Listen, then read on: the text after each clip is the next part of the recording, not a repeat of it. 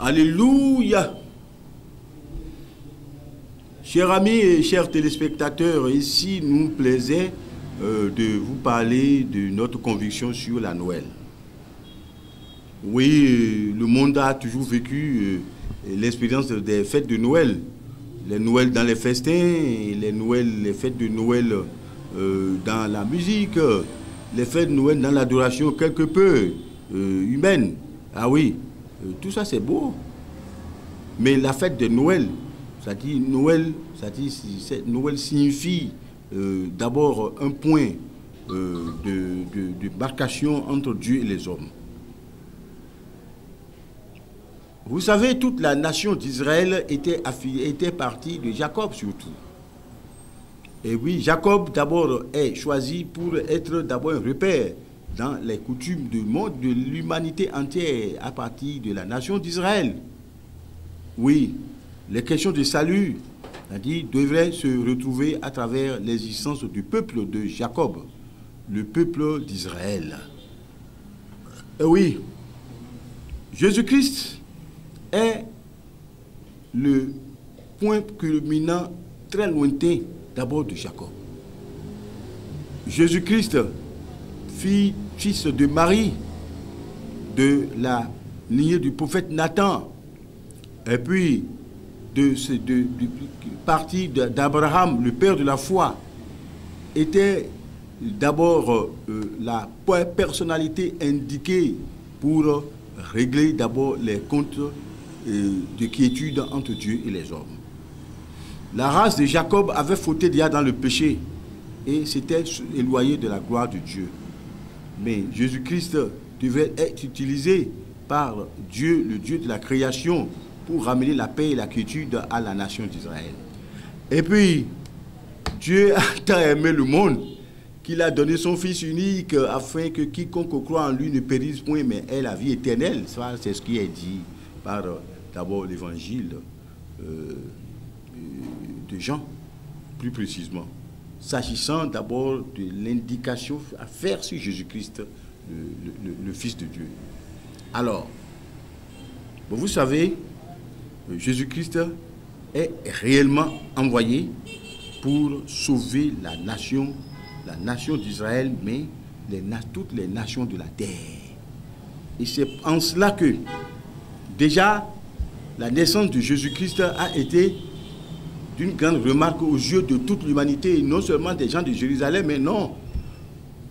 Mais que diriez-vous d'abord des élucubrations du roi Hérode dans ce temps, parce qu'on disait, voilà un roi vient. Lui pensait que c'était le roi de la terre, pour qui devait le concurrencer. Et vous savez ce qu'il a fait. Vous savez ce qu'il a fait. C'est-à-dire qu'il a tenté de tuer tous les petits nouveau-nés. Pourquoi tuer le Christ qui devait être ce roi-là? Or, c'est le roi de l'éternité. Il n'a rien compris. Les hommes n'ont jamais compris le dessein de Dieu.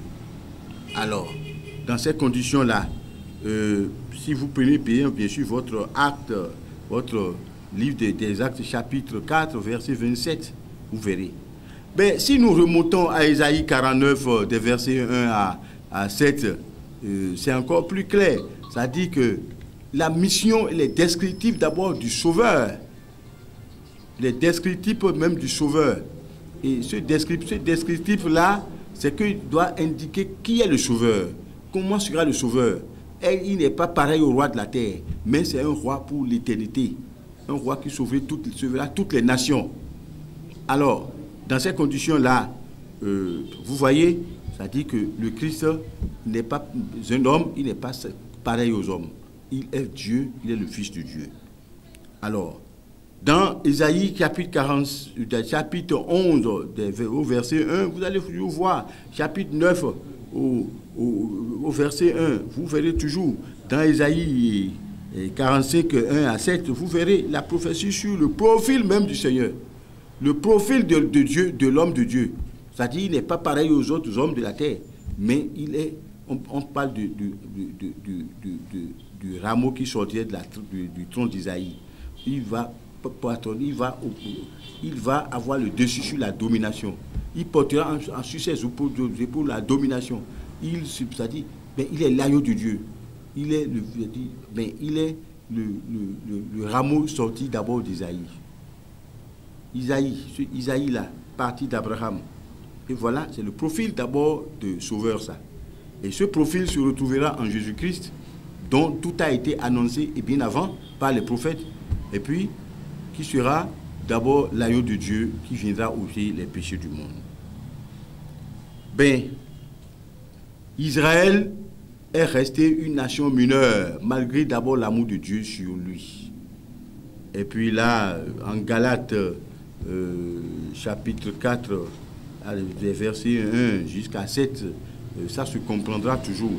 Israël est resté une nation mineure.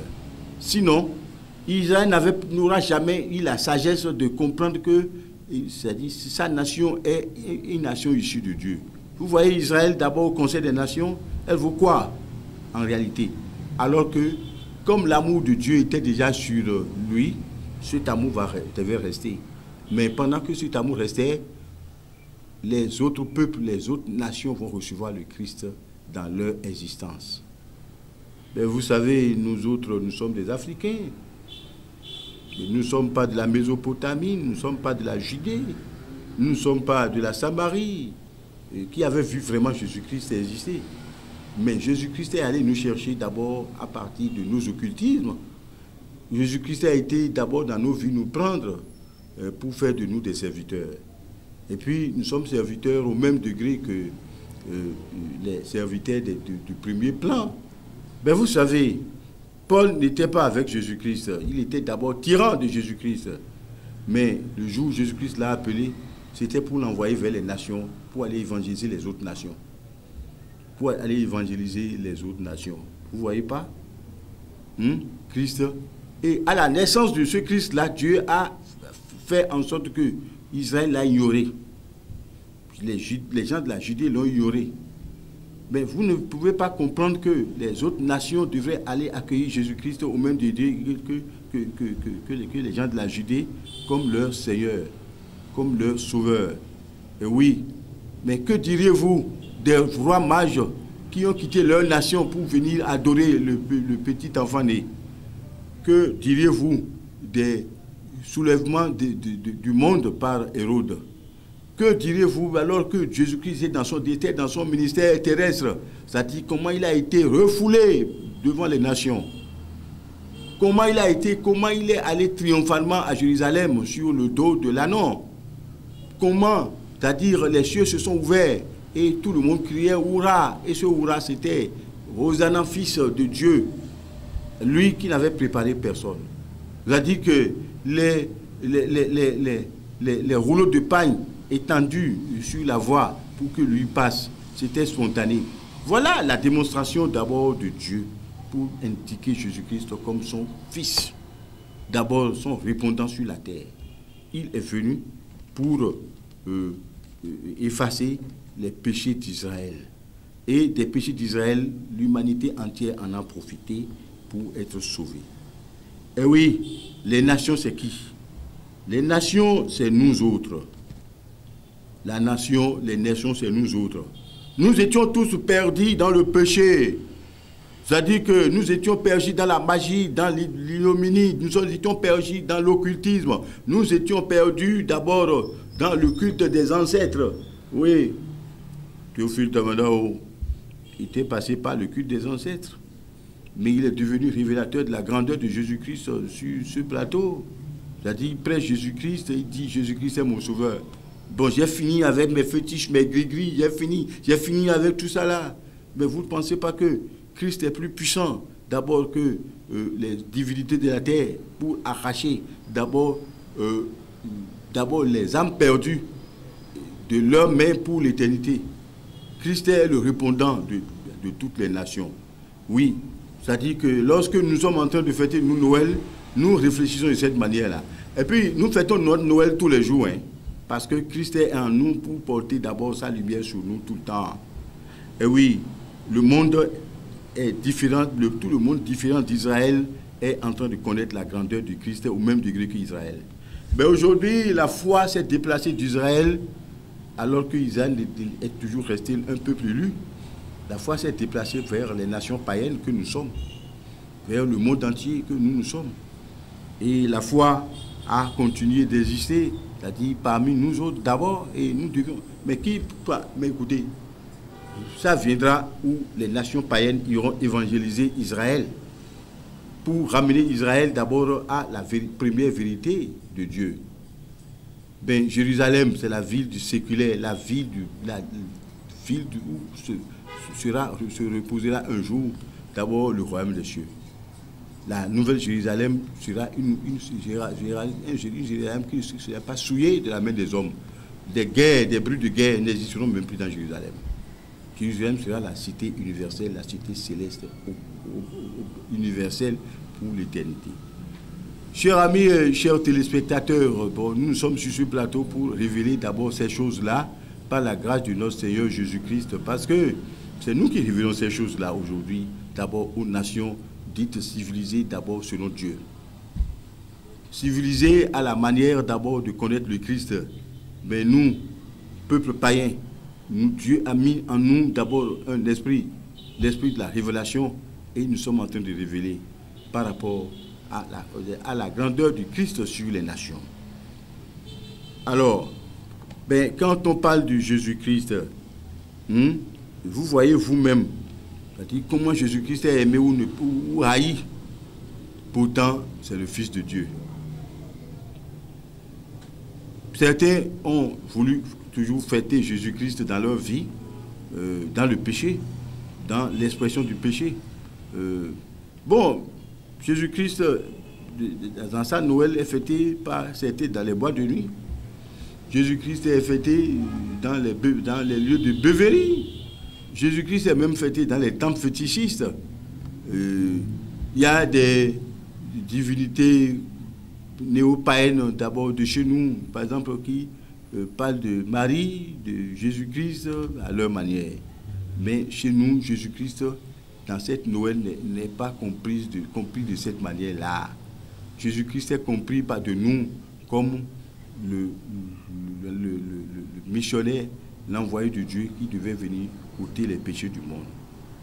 Ben, vous voyez, dans Romains chapitre 3, verset 23, et puis dans Romains 6, chapitre 23, également, nous avons d'abord eu de l'enseignement. Le salaire du péché, c'est la mort. Le don gratuit, c'est la vie éternelle en notre Seigneur Jésus-Christ. Le monde a tellement péché, le monde a péché. C'est-à-dire, il n'y a pas de difficulté. Le monde a péché, est privé de la gloire de Dieu. Et puis, pour récupérer cette gloire de Dieu, c'est-à-dire, nous devons d'abord aller vers Jésus-Christ d'abord. Que vous soyez musulman, si vous ne prenez pas Jésus-Christ votre sauveur, vous ne serez jamais sauvé. Que vous soyez féticheur et que vous soyez fidèle aux coutumes de vos ancêtres et que vous êtes chrétien de dimanche seulement. C'est-à-dire, si vous ne prenez pas Jésus-Christ comme le véritable sauveur, c'est-à-dire de votre vie, vous êtes foutu. Jésus-Christ est le chemin, la vérité, la vie. Il ne vient au Père que par lui. Jean 14, verset 6, c'est-à-dire il nous enseigne. Ben, dans Jean 3, 16, on dit, mais Dieu a tant aimé le monde qu'il a donné son Fils unique, afin que quiconque croit en lui ne périsse point, mais il ait la vie éternelle. Mais la vie éternelle passe par l'obéissance, d'abord la connaissance, la relation, d'abord sans partage, que nous devons avoir avec le Christ, le Christ, le répondant d'abord de notre foi. Les chrétiens, je connais tellement de chrétiens de dimanche, qui sont là à gesticuler, à faire leur Noël et puis autour des boîtes, des bouteilles de whisky, par exemple. C'est une formule de fêter Jésus-Christ. Mais ce n'est pas ça. Certains, par exemple, fêtent Jésus-Christ dans les temples des fétiches, et en parlant de leur Noël. Certains profitent pour se reposer parce que c'est un jour férié, les jours de Noël. Et puis, ces jours-là, on commet tout ce que Dieu ne veut pas qu'on commette. Les adultères, les souillures, et tout ceci était au rendez-vous des fêtes de Noël, c'est-à-dire sur le plan mondain. Mais moi, ma fête de Noël est permanente. Une fête qui se passe tous les jours parce que une fête qui me plonge dans la connaissance de la grandeur de l'Éternel à travers Jésus-Christ dans ma vie. Que Dieu vous bénisse. N'hésitez pas à liker la vidéo si elle vous plaît et si vous êtes nouveau sur la chaîne, n'oubliez pas de vous abonner et d'activer la notification pour ne rater aucune de nos prochaines vidéos.